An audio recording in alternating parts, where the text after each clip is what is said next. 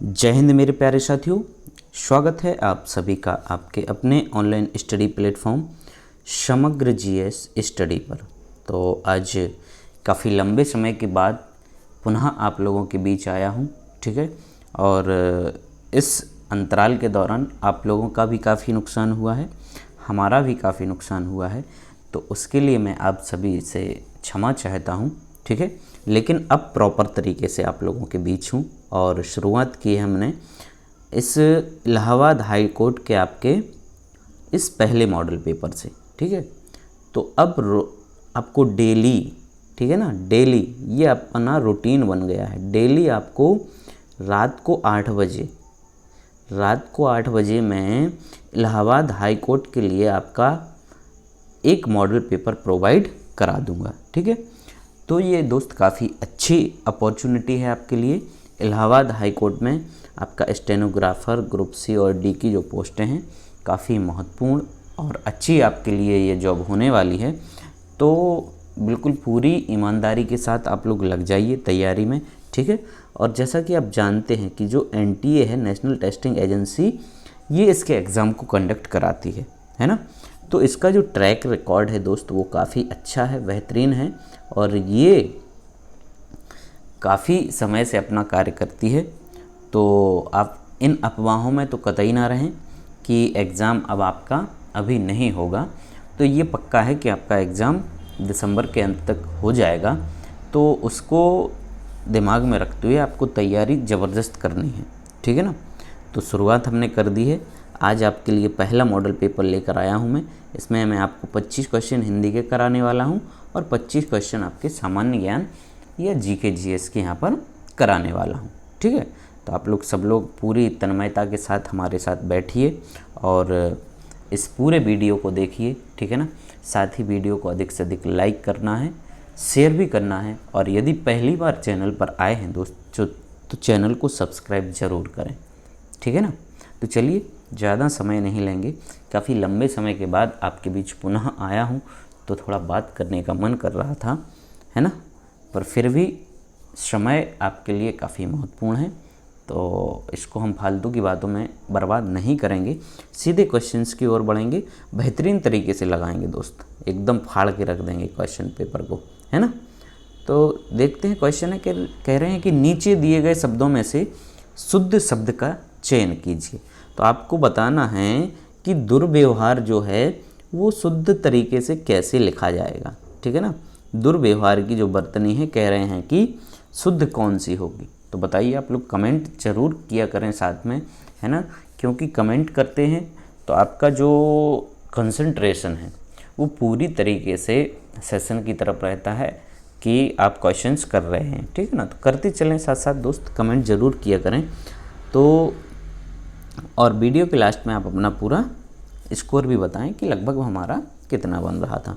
तो दुर्व्यवहार का जो शुद्ध शब्द होगा आपका वो होगा आपका सी वाला। यहाँ पर हमारा करेक्ट आंसर होगा बिल्कुल ऑप्शन नंबर सी, है ना। चलिए नेक्स्ट है क्वेश्चन है कि रहमन बे नर मर चुके जे कहूँ मांगन जाएं, तिनते पहले बे मुए जिन मुख निकसत ना है, ठीक है। तो रहीमदास जी ने अपने इस दोहे में कहा है कि वे नर मरने के समान हैं जो कहीं मांगने जाते हैं, ठीक है ना, मांगने जाते हैं, ऐसे नर जो हैं वो बिल्कुल मरने के समान हैं। तो इस पे कह रहे हैं कि इस दोहे का मूल भाव क्या है। इस दोहे का मूल भाव क्या है, कह रहे कि भिखारी की आलोचना की गई है, ठीक है, ऐसा तो नहीं है। विनम्रता की चर्चा है, ये भी नहीं है।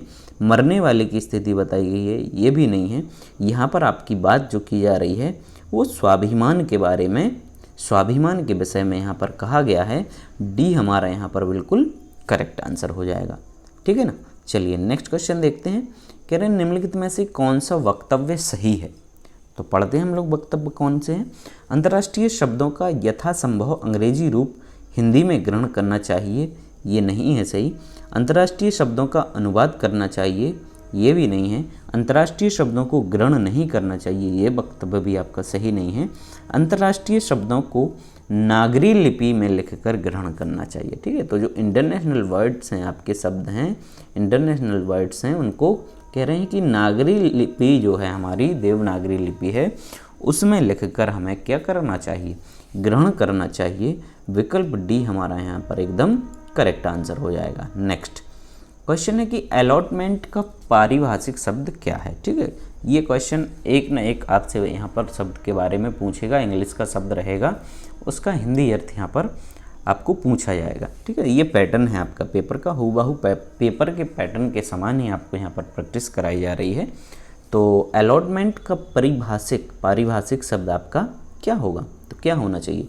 ठीक, तो अलॉटमेंट का अर्थ होता है आपका आवंटन। ठीक है, जैसे भू आवंटन हो गया आपका, तो अलॉटमेंट का अर्थ जो होता है, जिसको हम लोग कहते हैं भू आवंटन या लैंड अलॉटमेंट। ठीक है ना, लैंड अलॉटमेंट, तो ये आवंटन यहाँ पर हमारा ऑप्शन नंबर बी बिल्कुल करेक्ट हो जाता है। अगले क्वेश्चन की ओर बढ़ते हैं। कह रहे हैं कि सु उपसर्ग का प्रयोग नहीं हुआ है। सु उपसर्ग का प्रयोग कहाँ पर नहीं हुआ है, बताइए मेरे दोस्तों, किस में नहीं हुआ है। तो करेक्ट आंसर यहाँ पर जो होने वाला है आपका वो होगा स्वास्थ्य में। ठीक है, किस में नहीं है, सु उपसर्ग, स्वास्थ्य में आपका सु उपसर्ग नहीं है। विकल्प बी हमारा यहाँ पर बिल्कुल राइट आंसर है। नेक्स्ट क्वेश्चन, कर्मधारय समास का उदाहरण नहीं है। कह रहे हैं कि परमाणु, चतुरानन, सदाशय और भवसागर। ठीक है, तो यहाँ पर कर्मधारय समास का उदाहरण आपका कौन सा नहीं है, तो चतुरानन। ठीक है, चतुरानन आपका कर्मधारय समास का उदाहरण नहीं है। इसका अर्थ होता है चार, क्या है, चार हैं आनंद। ठीक, चार हैं आनंद, जिसके अर्थात ब्रह्मा के लिए इस शब्द का प्रयोग किया जाता है, तो ये आपका बहुब्रीहि समास हो जाता है। ठीक है, बहुब्रीहि समास होता है। विकल्प बी हमारा यहाँ पर बिल्कुल करेक्ट आंसर। नेक्स्ट है, संस्कृत शब्द का संधि विच्छेद होगा। संस्कृत शब्द का जो संधि विच्छेद होता है मेरे दोस्तों, वो होता है सम प्लस कृत। क्या होता है, सम प्लस कृत। हमारा बी जो ऑप्शन है एकदम करेक्ट हो जाएगा। ठीक, चलिए नेक्स्ट क्वेश्चन देखेंगे। किस शब्द में उपसर्ग का प्रयोग नहीं होता है। उपसर्ग का प्रयोग कह रहे हैं कि नहीं होता है, किस में नहीं होता है, इनमें से कहाँ नहीं हो रहा है। कह रहे हैं कि नीरस में, इसमें होता है भाई, नीरज में आपका उपसर्ग का प्रयोग नहीं होता है। ठीक है, तो आपके प्रत्यय जो होते हैं वो पीछे लगाए जाते हैं, प्रत्यय पीछे और उपसर्ग आगे, ऐसे शब्दांश। ठीक है, जो पीछे प्रयोग किए जाते हैं वो प्रत्यय और आगे प्रयुक्त किए जाते हैं वो उपसर्ग। आई होप कि क्लियर हो रहा होगा आपको। नेक्स्ट है, यण स्वर संधि से निर्मित शब्द नहीं है। यण स्वर संधि से निर्मित शब्द आपका यहाँ पर कौन सा नहीं है। ठीक है, तो यण में आपका बताया था ना, मैंने एक संधि की वीडियो डाली है भाई, आप उसको चाहें तो देख लें, आपका तुरंत क्लियर हो जाएगा। उसमें बहुत बेहतरीन तरीके से मात्र 10 मिनट में मैंने आपको सारी संधियाँ निपटाई हैं और कोशिश करी है कि आपकी 99% जो एक्यूरेसी वो एकदम करेक्ट होगी उसमें। ठीक है, एक बार उस वीडियो को ज़रूर देखें, है ना। ठीक, तो यहाँ पर जो आपका यण स्वर संधि नहीं है वो नहीं है स्त्रुपयोगी में। विकल्प डी हमारा बिल्कुल राइट आंसर हो जाएगा। नेक्स्ट, मृत्यु को उन्मुख समास विग्रह हेतु उपयुक्त सामसिक पद है। उपयुक्त सामसिक पद आपका कौन सा है। मृत्यु को उन्मुख यानी मृत्युन्मुख, मृत्युन्मुख। अब यहाँ पर आपको बताना है कि करेक्ट कौन सा है। ठीक है, मृत्युन्मुख आपका करेक्ट यहाँ पर कौन सा हो जाता है, तो करेक्ट जो होगा साथियों वो हो जाएगा आपका ऑप्शन नंबर ए। ठीक, राइट आंसर हो गया विकल्प ए। चलिए, किस समूह में सभी पर्यायवाची नहीं हैं। ठीक है, तो सभी पर्यायवाची नहीं है, कह रहे हैं कि किस विकल्प में नहीं है सभी पर्यायवाची। अक्षी, चचु, दृग, लोचन, ये सब आँख के हैं। ठीक है, तो ये सारे पर्यायवाची हो गए। लक्ष्य, ध्येय, प्रयोजन, हेतु। ठीक, तो ये भी सारे एक ही समूह के पर्यायवाची हो गए। इंदिवर, उत्पल, पुंडरीक और राजीव ये भी हो गए। रश्मि, अंशु, मयूरभ, चैल। विकल्प डी हमारा यहाँ पर बिल्कुल राइट आंसर हो जाएगा। नेक्स्ट, कन्यादान समस्त पद का उपयुक्त विग्रह क्या होगा। ठीक है, कन्यादान का कह रहे कन्या को दान या कन्या के लिए दान, कन्या का दान या कन्या पर दान। ठीक है, तो कन्यादान का जो अर्थ होगा वो क्या होगा यहाँ पर, वो होने वाला है आपका ऑप्शन नंबर सी, कन्या का दान। कन्या का दान हमारा यहाँ पर बिल्कुल करेक्ट आंसर हो गया। नेक्स्ट, अनुरक्त का उपयुक्त विलोम क्या होना चाहिए, क्या होगा अनुरक्त का जो विलोम है, वो यहाँ पर कह रहे हैं कि क्या होगा भाई अनुरक्त का विलोम। तो अनुरक्त का जो विलोम होगा साथियों वो होगा आपका विरक्त। वी हमारा यहाँ पर करेक्ट आंसर हो जाएगा। नेक्स्ट क्वेश्चन देखेंगे, कौन सा शब्द पर्वत का पर्याय नहीं है, पर्वत का पर्याय नहीं है। कह रहे हैं कि अचला, अचल, अद्रि और नग। ठीक है, तो अचला हम जानते हैं कि ये पर्वत का नहीं है। ठीक है, ये किसका है, भूमि का है ना, पृथ्वी का है। अचला जो है आपका किसका है, ये पर्वत का नहीं है। तो विकल्प ए हमारा यहाँ पर बिल्कुल करेक्ट होने वाला है। नेक्स्ट, अशुद्ध विलोम युग्म है आपका कौन सा है, अशुद्ध बताना है आपको, जोड़ा दिया गया है विलोम शब्द का कि कौन सा जोड़ा यहाँ पर वो आपका गलत है। तो कौन सा होगा, हमें तो यहाँ पर दिख रहा है ऑप्शन नंबर सी, निर्मल। ठीक है, कह रहे कि निर्मल का विलोम अमल है, जबकि निर्मल का विलोम आपका अमल नहीं होना चाहिए। निर्मल का विलोम क्या होना चाहिए, तो निर्मल का विलोम होता है आपका मलिन। क्या होता है साथियों, मलिन होता है। सी बिल्कुल राइट आंसर हो जाएगा। नेक्स्ट है, द्विज शब्द किस अर्थ में प्रयुक्त नहीं है।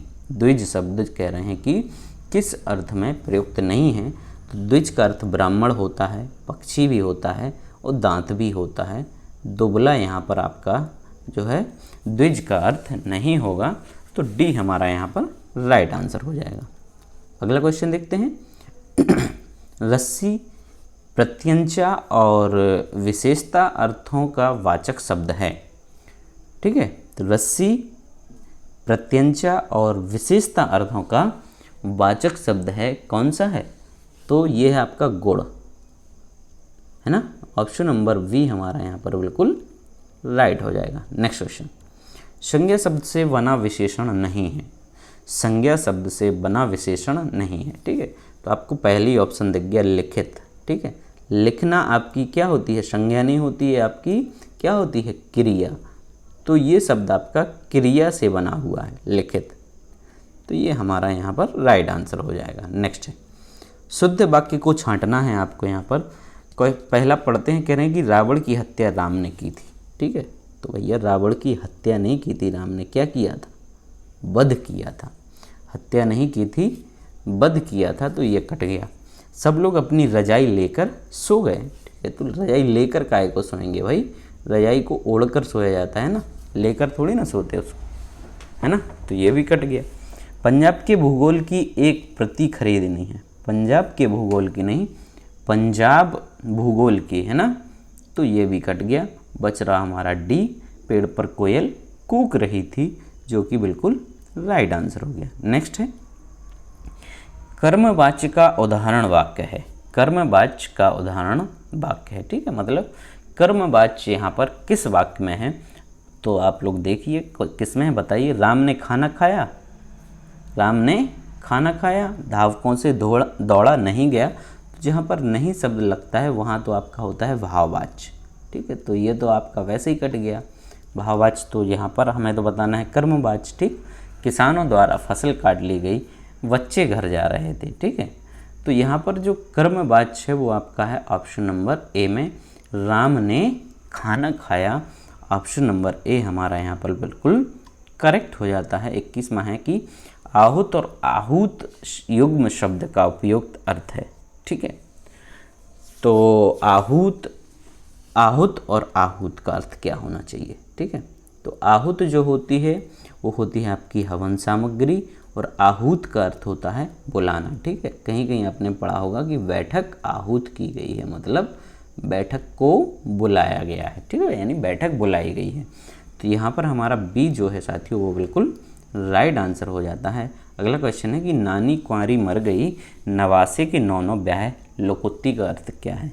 ठीक है, नानी तो कुंवारी मर गई, लेकिन नवासे के जो हैं कह रहे कि नौनो ब्याह हो गए हैं। यहाँ पर आपका इस लोकोक्ति का अर्थ क्या होता है, तो इस लोकोक्ति का अर्थ होता है कि व्यर्थ की सेखी वगारने वाला। ऑप्शन नंबर ए हमारा बिल्कुल यहाँ पर करेक्ट हो जाता है। व्यर्थ की सेखी वघारने वाला। आगे बढ़ेंगे।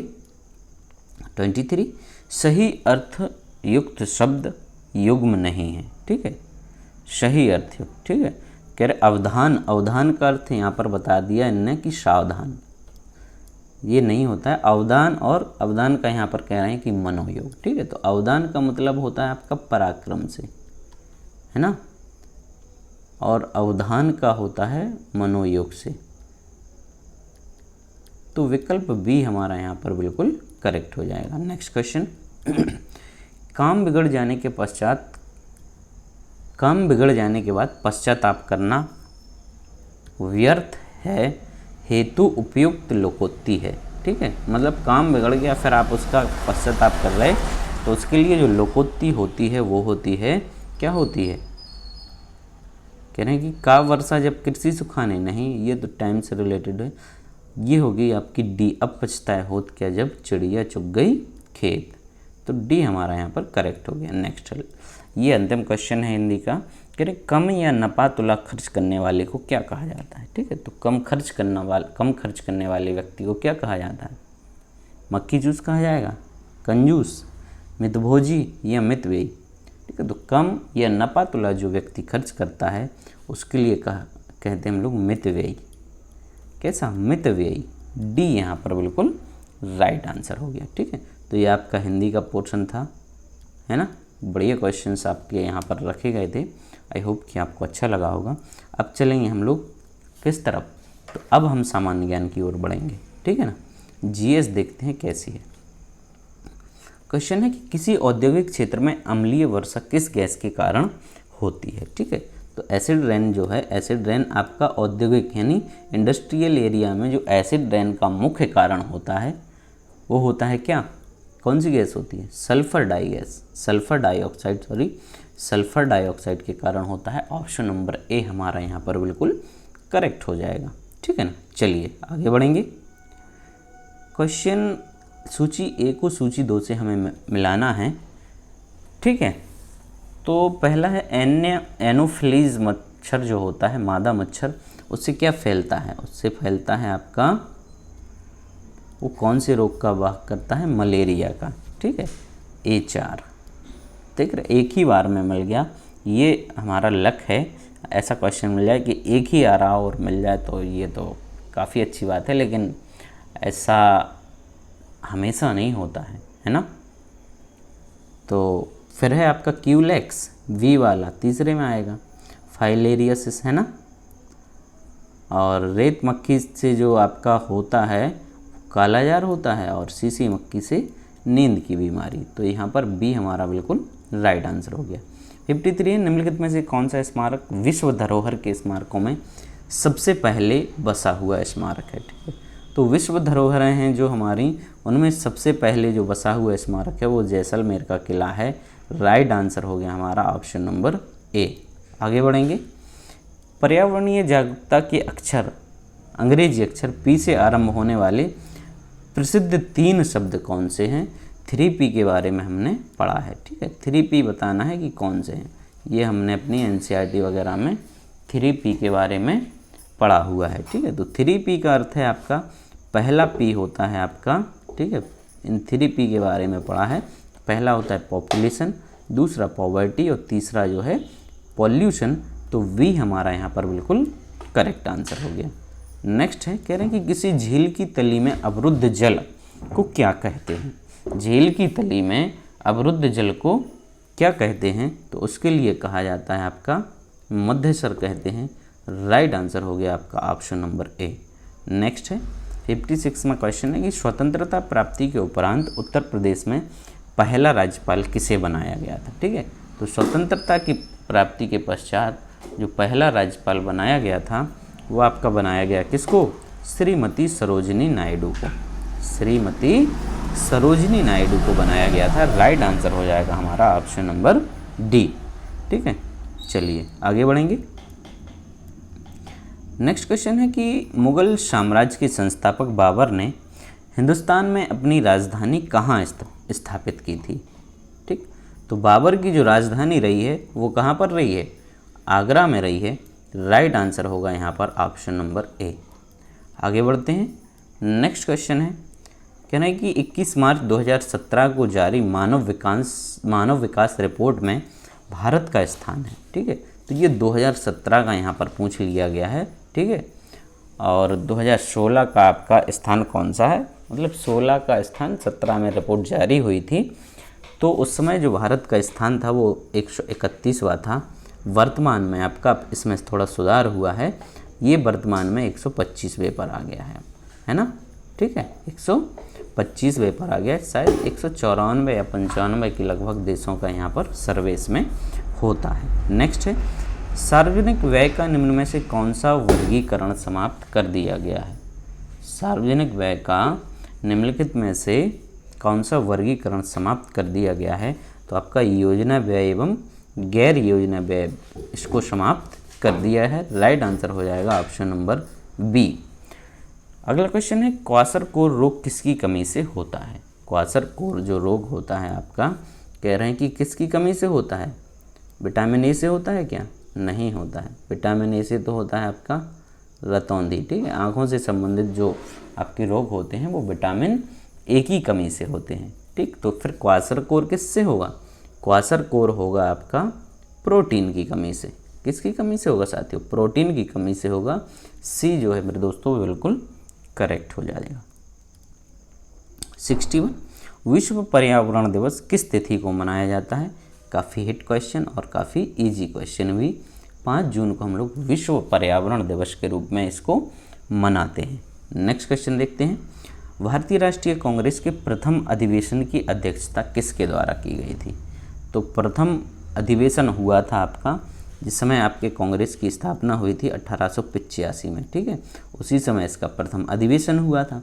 तो इसकी जो अध्यक्षता की गई थी प्रथम अधिवेशन की व्योमेश चंद्र बनर्जी के द्वारा या WC बनर्जी। विकल्प बी हमारा बिल्कुल यहाँ पर राइट आंसर हो जाएगा। 63 है, दांडी अभियान या दांडी यात्रा जिसको कहा जाता है, कब प्रारंभ किया गया था। ठीक है, तो दांडी यात्रा जो है गांधी जी के द्वारा प्रारंभ की गई थी। उनके जो आश्रम था साबरमती आश्रम से लेकर दांडी नामक स्थान तक के लिए। ठीक है, तो ये जो यात्रा स्टार्ट हुई थी ये 12 मार्च 1930 को हुई थी। कब हुई थी, 12 मार्च 1930 को हुई थी, और ये आपकी लगभग 6 अप्रैल है ना, 6 अप्रैल के लगभग ये आपकी दांडी पर पहुंच गई थी, यानी समाप्त हुई थी 6 अप्रैल को। तो राइट आंसर हो जाएगा ऑप्शन नंबर बी। चलिए नेक्स्ट है, मुद्रा आपूर्ति किसके द्वारा नियंत्रित की जाती है। तो जो आपका मुद्रा की आपूर्ति है, ठीक है, वो नियंत्रित की जाती है RBI के द्वारा, भारतीय रिजर्व बैंक के द्वारा। राइट आंसर हो गया हमारा option number c. Next question, WTO का मुख्यालय कहाँ पर स्थित है। WTO वर्ल्ड ट्रेड ऑर्गेनाइजेशन या विश्व व्यापार संगठन जिसको कहेंगे हम लोग, तो इसका जो मुख्यालय है वो कहाँ पर है, ये आपका स्विट्ज़रलैंड के जेनेवा में पाया जाता है। ठीक है, स्विट्ज़रलैंड के जेनेवा में, है ना। तो राइट आंसर हो गया हमारा option number D. Next question, Bharat के राष्ट्रीय गान के गाने का निर्धारित समय क्या है। तो बिल्कुल इजी क्वेश्चन, 52 सेकेंड। मतलब ऐसे क्वेश्चन पूछते हैं, आपका जो ग्रुप डी वाला लेवल रहने वाला है वो काफ़ी इजी रहता है ना। तो हमें तो तैयारी करनी है अपनी, जो मॉडरेट होता है पेपर का स्तर जो होगा मॉडरेट, तो मॉडरेट स्टेज की हम लोगों को तैयारी करनी है ताकि हमारे दोनों यहाँ पर कवर हो जाएं। ठीक है, आप ये ना कहें कि ये क्वेश्चन कुछ सरल आ गए, कुछ ना, सरल क्वेश्चन उसमें आते हैं, है ना। मॉडरेट इस क्वेश्चन का आपका जो है लेवल रहने वाला है, इतना इजी भी नहीं मानिए। ठीक है, तो कुछ कुछ इजी क्वेश्चन इसमें आ जाएंगे। नेक्स्ट है, राष्ट्रीय गान सर्वप्रथम गाया गया था। तो राष्ट्रीय गान सबसे पहले कब गाया गया था, तो हमने पढ़ा है ये गाया गया था आपका 27 दिसंबर 1911 को। ठीक है ना, राष्ट्रगान 27 दिसंबर 1911 को सबसे पहले गाया गया था। क्वेश्चन है कि राष्ट्रीय गान के मूल रूप में पद कितने हैं। तो राष्ट्रीय गान का जो मूल रूप है, कह रहे हैं कि उसमें पद कितने हैं, तो उसमें पदों की संख्या है आपकी 5। कितनी है दोस्तों? 5 है, याद रखेंगे आप लोग। डी हमारा यहाँ पर बिल्कुल करेक्ट आंसर। नेक्स्ट, मेवाड़ के राणा प्रताप सिंह को मुग़ल सेना ने किस लड़ाई में पराजित किया था? ठीक है, तो मुग़ल सेना ने किस लड़ाई में पराजित इनको किया था राणा प्रताप सिंह के लिए? तो ये आपका युद्ध हुआ था राणा प्रताप सिंह के और किसके बीच में? अकबर के बीच में। तो शायद अब आपको याद आ रहा होगा कि कौन सा युद्ध है ये है आपका हल्दी घाटी का युद्ध। ठीक है, डेट भी याद कर लीजिए, 18 जून 1576 को हुआ था। 18 जून 1576 हल्दी घाटी का युद्ध। इसमें अकबर जो है वो विजयी हुआ था और मेवाड़ के जो राणा हैं, राणा प्रताप सिंह राजा, इनकी इसमें पराजय हुई थी। राइट आंसर हो गया हमारा यहाँ पर ऑप्शन नंबर सी। नेक्स्ट है, भारत में राष्ट्रीय आय का सबसे बड़ा घटक कौन सा है? राष्ट्रीय आय का सबसे बड़ा घटक है भारत में, ठीक है, तो प्राथमिक क्षेत्र में आपका आ जाता है कृषि वगैरह, लेकिन यहाँ पर जो राष्ट्रीय आय का सबसे बड़ा घटक है वो सर्विस सेक्टर है, या जिसको हम लोग सेवा क्षेत्र कहते हैं। करेक्ट आंसर हो गया ऑप्शन नंबर ए 71। वाहनों की टायर क्यों अच्छी प्रकार फुलाए जाते हैं? ठीक है, तो वाहन जो होते हैं उनके टायरों को क्यों फुलाया जाता है अच्छी तरीके से? क्यों ना हम उसको बिना हवा के यूज कर लें। ठीक है, तो इसका भी कारण होता है। ठीक है, एक कारण होता है आपका, एक तो फिसलन से बचने के लिए, और दूसरा जितनी ज़्यादा हवा रहेगी तो उसका रोड के साथ आपका जो घर्षण होता है ना, घर्षण आपका न्यूनतम रहेगा, इसलिए इसको अधिक से अधिक फुलाया जाता है। राइट आंसर हो गया ऑप्शन नंबर सी। नेक्स्ट है कि स्फीति या इन्फ्लेशन का मूल्य वृद्धि के काल में मुद्रा की पूर्ति पर क्या असर पड़ता है इसका? तो इन्फ्लेशन जब होता है तो मुद्रा की पूर्ति, इन्फ्लेशन को आप एक प्रकार से समझ सकते हैं महंगाई की तरह। ठीक है, तो मान लीजिए पहले कोई चीज़, जैसे आप देख रहे हैं कि पहले जो है पेट्रोल 50 रुपये का आ जाता था 1 लीटर। ठीक है, लेकिन अब 50 रुपये में आपका नहीं आएगा। ठीक है, 1 लीटर, तो 1 लीटर लेने के लिए अब हमें क्या करना पड़ेगा? 100 रुपये देने पड़ेंगे। ठीक ना, तो मुद्रा की पूर्ति में क्या हो गया? वृद्धि यानी बढ़ रही है, तो ये इसको आप लोग इन्फ्लेशन कहेंगे या स्फीति कहेंगे। राइट आंसर हो जाएगा हमारा ऑप्शन नंबर बी। नेक्स्ट, कीर्तन तथा तेकराम संबंधित हैं। कीर्तन और तेकराम के लिए हमें बताना है कि कहाँ से संबंधित हैं। उड़ीसा से हैं, आंध्र प्रदेश से हैं, छत्तीसगढ़ से हैं या तमिलनाडु से हैं। तो करेक्ट आंसर जो है हमारा वो है डी, तमिलनाडु से, है ना। चलिए आगे बढ़ेंगे। गज़ल के जनक कहे जाते हैं। गज़ल के जनक कह रहे कि जिगर मुरादाबादी को कहा जाएगा, मैकस अकबराबादी को, जोश मलीहाबादी को, या मिर्ज़ा गालिब को। ठीक है, तो हम जानते हैं भाई गालिब के जैसी गज़लें किसी ने नहीं लिखी हैं। ये मिर्ज़ा गालिब जो हैं वो गज़ल के जनक कहे जाते हैं। राइट आंसर हो गया ऑप्शन नंबर डी। और आज के सेशन का अंतिम क्वेश्चन हम लोग देखेंगे। लास्ट क्वेश्चन है, निम्नलिखित में से राष्ट्रीय आय का भाग नहीं है। ठीक है, तो राष्ट्रीय आय का भाग नहीं होगा आपका, क्या नहीं होगा? मजदूरी और वेतन, लाभ, किराया, या राष्ट्रीय ऋण पर ब्याज। ठीक है, तो राष्ट्रीय ऋण पर ब्याज आपका राष्ट्रीय आय का भाग नहीं होगा। ठीक है ना, नेशनल जो आपका ऋण है उस पर ब्याज लग रहा है, वो आपका आय थोड़ी ना, वो तो जा रहा है ना उल्टा। तो डी हमारा यहाँ पर बिल्कुल करेक्ट आंसर हो गया, है ना। तो आई होप कि आपको जो आज का प्रैक्टिस सेट है वो अच्छा लगा होगा, है ना। यदि अच्छा लगा है दोस्तों, अधिक से अधिक लाइक करिए, वीडियो को अधिक से अधिक शेयर करिए और चैनल को सब्सक्राइब करना बिल्कुल नहीं भूलिए। Thank you. कल मिलेंगे एक और नए प्रैक्टिस सेट के साथ। तब तक आप सब लोग अपना ध्यान रखिए, है ना, मस्त रहिए, खूब पढ़ाई करिए। धन्यवाद।